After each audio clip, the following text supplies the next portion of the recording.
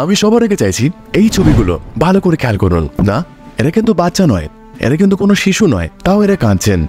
কাঁদছেন হার্দিক পান্ডিয়া, কাঁদছেন বিরাট কোহলি, নিজেকে সামলাতে পারছেন না রোহিত শর্মা। প্রত্যেক ভারতীয় টিম মেম্বার, ভারতবাসী আজ কাঁদছে, ক্রিকেট কাঁদছে। কেন? একদম না। এই কান্না কিন্তু দুঃখের নয়, এই কান্না হচ্ছে বিজয়ের কান্না, এই কান্না হচ্ছে খুশির কান্না, এই কান্না হচ্ছে আনন্দের কান্না, জয়ের কান্না। আফটার অল, যদি কখনো কাঁদতে হয়, এইরকমই তো কাঁদতে চেয়েছিলাম আমরা, এবং আজকে তা বাস্তবায়িত রূপ ধারণ করেছে। ভিডিওটা শুরুতে প্লিজ কমেন্টে জানান ফাইনাল ম্যাচের কোন মোমেন্টটা আপনার টার্নিং পয়েন্ট মনে হলো, কোন মোমেন্টটাতে মনে হলো ম্যাচটা এইবার করলো। অনেস্টলি আমার মতে সূর্যা কুমার যাদবের যে ক্যাচটা, সেটাই হলো turning point of the match. অবশেষে 11 বছর পর কোনো আইসিসি ট্রফি জিতলো Bharatvarsha, ICC T20 world cup champion হলো ভারতবর্ষ।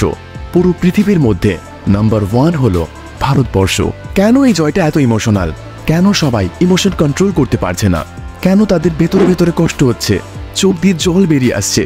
কেন এত জয়ের পরও মানুষ আর মানতে চাইছে না যে এটা কি স্বপ্ন না সত্যিকারের বাস্তব? অনেস্টলি আমিও ফিল করতে পারছিলাম না যে আমি স্বপ্ন দেখছি নাকি এটা সত্যি হয়েছে। ভারত টি20 ওয়ার্ল্ড কাপ জিতেছে, পৃথিবীতে নাম্বার 1 হয়েছে, সব দেশকে হারিয়েছে তারা, একটা ম্যাচও হারেনি টি20 ওয়ার্ল্ড কাপে। ম্যাচের কথা আর যাই বলবো, ম্যাচ যেভাবে স্টার্ট হয়েছিল অসাধারণভাবে। ফাইনাল ম্যাচে বিরাট কোহলি প্রথম ওভারে 3খানা 4 মেরে ম্যাচ স্টার্ট করেন। কেউ তা এক্সপেক্টও করেনি অফ ফর্ম বিরাট কোহলির কাছ থেকে। সবাই ভেবে নিয়েছিলেন রোহিত শর্মা প্রচন্ড বড় রান করবে, তিনি তা করতেও গিয়েছিলেন, বাট দুর্ভাগ্যবশত তিনি এক প্রকার আউট হয়ে গেলেন। সমস্ত দায়িত্ব এবার এসে পড়ল একজনের কাঁধে, সেই মানুষটার কাঁধে যে ভারতবর্ষের ক্রিকেটকে এত বছর বহন করে চলেছে। সচিন টেন্ডুলকারের পরে যার নাম ভাবা হয় বিরাট কোহলির ওপর, বিরাট কোহলির কাঁধের ওপর যে মানুষকে নিয়ে কারো কোনো আশা ছিল না। পুরো বিশ্বকাপে যে মানুষটা রান পায়নি, পুরোটাই অফ ফর্মে গিয়েছে। পুরো বিশ্বকাপে যিনি বড্ড তাড়াহুড়ো করে খেলছিলেন, আজ তিনি নিজের খেলা দেখালেন, নিজের ক্লাস দেখালেন। ফর্ম তো temporary, but class is permanent. তিনি তা প্রমাণ করলেন এবং ভারতকে 170-এর গন্ডিও টপকে দিলেন, যা পার স্কোর ছিল এই স্টেডিয়ামে, এই পিচে। ভাবলেও অবাক লাগে, এই মানুষটার সম্পর্কে অনেকের ডাউট হচ্ছিল। বিরাট কিং কোহলির উপর ডাউট হচ্ছিল, যেখানে রোহিত শর্মা বলে দিচ্ছে এই মানুষটার উপর ডাউট করা তো দূর, এই মানুষটাকে প্রশ্ন করাও ভুল। এই মানুষটার যা ক্ষমতা রয়েছে তা আপনার অর্জন করতে গেলে সত্যি 7 জন্ম নিতে হবে। 7 বার জন্মানোর পর বিরাট কোহলির মতো ক্ষমতা হয়তো আসতেও পারবে না আপনার। রোহিত শর্মা আউট হয়ে যাবার পর সাথে সাথে কেশব মহারাজের বলে ঋষভ পান্ত চলে গেলেন, অদ্ভুত একটা শট খেলে আউট হয়ে গেলেন। এবং তারপর সূর্যা কুমার যাদবের কাছে প্রচুর এক্সপেকটেশন ছিল, তিনিও কাগিসো রাবাটার ভুল একটা শট খেলে আউট হয়ে গেলেন। তার স্ট্রং জোনেই তিনি আউট হলেন। মাত্র 35 রানের মধ্যে 3 উইকেট পড়ে গেল ভারতের। প্রচন্ড দুবিধা হলো, প্রচন্ড সংশয় আসলো সকলের মনে। সকলে ভাবতে শুরু করে দিল, না এইবারও গেল, এইবারও আবার বিশ্বকাপ হাতছাড়া। ফাইনালে এসে সারা টুর্নামেন্ট অসাধারণ খেলে আবার হাতছাড়া বিশ্বকাপ। বাট একজন ছিলেন তা ভুল প্রমাণ করার জন্য, একজন ছিলেন ভারতবাসীকে কাঁদতে দেবেন না ঠিক করেছিলেন, একজন ছিলেন যিনি ভেবেছিলেন এইবার কাপ দেশে নিয়েই ফিরবেন। তিনি হলেন বিরাট কোহলি। আবারও বলছি, সম্পূর্ণ টিম গেম, পুরো ওয়ার্ল্ড কাপ ইন্ডিয়া জিতেছে সবার জন্য, বাট ফাইনাল ম্যাচে এইরকম টেম্পারামেন্ট যদি না দেখাতেন তিনি, ভারত অনেক আগেই অল আউট হয়ে যেত। হয়তো 120ও হতো না, তার আগেই অল আউট হয়ে যেত। যে ছেলেটাকে নিয়ে সবাই ট্রল করছিল, সেই শিবম দুবেও আজ খেলে দিলেন। তিনি বলে দিলেন ফাইনালের প্লেয়ার তিনি।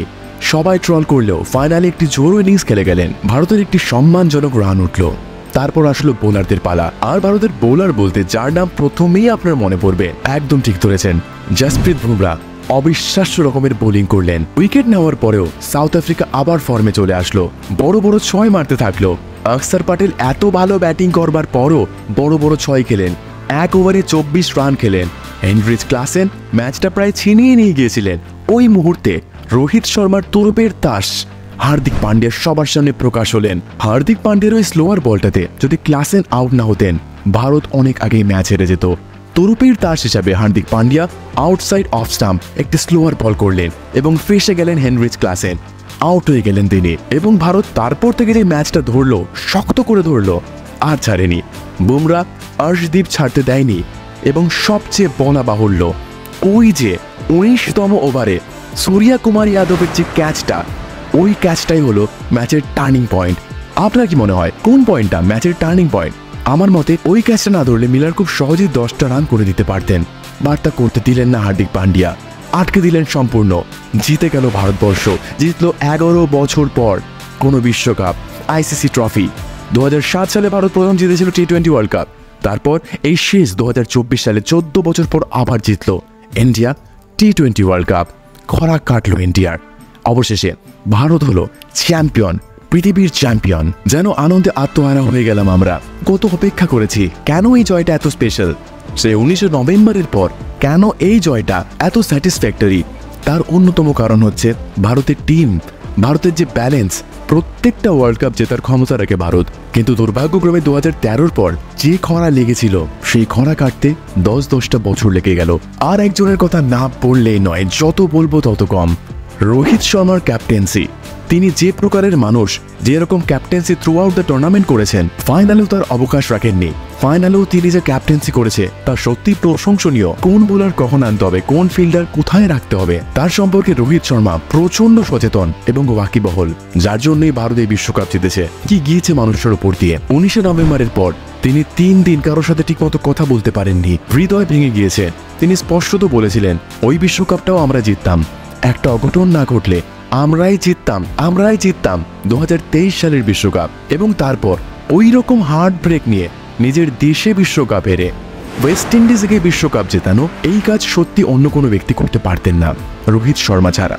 তার মনোবল সত্যি প্রকাশ করে যে একজন ইন্ডিয়ান ক্যাপ্টেন হতে গেলে, একজন ক্রিকেট দলের ক্যাপ্টেন হতে গেলে যে কতটা আত্মবিশ্বাস দরকার, কতটা শক্তি দরকার। তিনি তা প্রমাণ করলেন ইন্ডিয়াকে জিতিয়ে, চ্যাম্পিয়ন করিয়ে। এই ভিডিওটার উদ্দেশ্য একটাই, ভারত যে জিতেছে, ইন্ডিয়া টি-20 ওয়ার্ল্ড কাপের চ্যাম্পিয়ন হয়েছে, তার সমস্ত কিছু, তার সেলিব্রেশন আপনাদের সাথে ভাগ করে নেওয়া। আপনার এই মুহূর্তে কিরকম ফিল হচ্ছে প্লিজ কমেন্টে লিখুন। অনেস্টলি এরকম মুহূর্ত কিন্তু আসে না। এরকম মুহূর্ত আসতে ভারতের 10-10টা বছর লেগেছে। প্রত্যেক ভারতীয় ভালো মতো জানে কতটা কষ্ট করতে হয়েছে আমাদের। এরকম মুহূর্ত আসলে তাই সেলিব্রেট করা উচিত। আপনিও সেলিব্রেট করুন। কি করলেন কাল থেকে, বা আজ কি করছেন, কেমন লাগছে আপনার, ম্যাচ চলাকালীন কেমন লাগছিল, এবং ওই প্রশ্ন, কোন পয়েন্টটা আপনার মনে হলো ম্যাচের টার্নিং মোমেন্ট, প্লিজ কমেন্ট করুন। কমেন্টে জানান সকলকে। আমার মতে সূর্য কুমার যাদবের ক্যাচটা was the turning moment of the match. সেখান থেকে ম্যাচ ঘুরল। পাতা হ্যাঁ হাম ম্যাচ কাহা জিতে? সূর্য কুমার যাদবের ক্যাচে, আর কোথাও নয়। তিনি যেন ক্যাচ ধরেননি, তিনি ওয়ার্ল্ড কাপটা ধরেছিলেন। তার জন্যই ভারত আর চ্যাম্পিয়ন। অনেক অনেক ধন্যবাদ ভিডিওটা দেখার জন্য। After all we are the champions. India are the champions. India are the boss of the world. পৃথিবীর নাম্বার 1 দেশ ইন্ডিয়া। কেমন লাগছে আপনার প্লিজ কমেন্ট করুন। আর এই ভিডিওটা এখনো দেখে থাকলে প্লিজ শেয়ার করে দিন, ছড়িয়ে দিন বাকিদের কাছে, যাতে সবাই আমরা একসাথে মিলে সেলিব্রেট করতে পারি আমাদের ভিক্টরি, ইন্ডিয়ার ভিক্টরি, ক্রিকেটের ভিক্টরি। কারণ এই জয়টা যে কতটা ইম্পর্টেন্ট ছিল, কতটা নিডি ছিল ইন্ডিয়ার জন্য, প্রত্যেকটা ক্রিকেট ভক্ত জানে। Thank you for watching this video. After all, the champions of the world is India.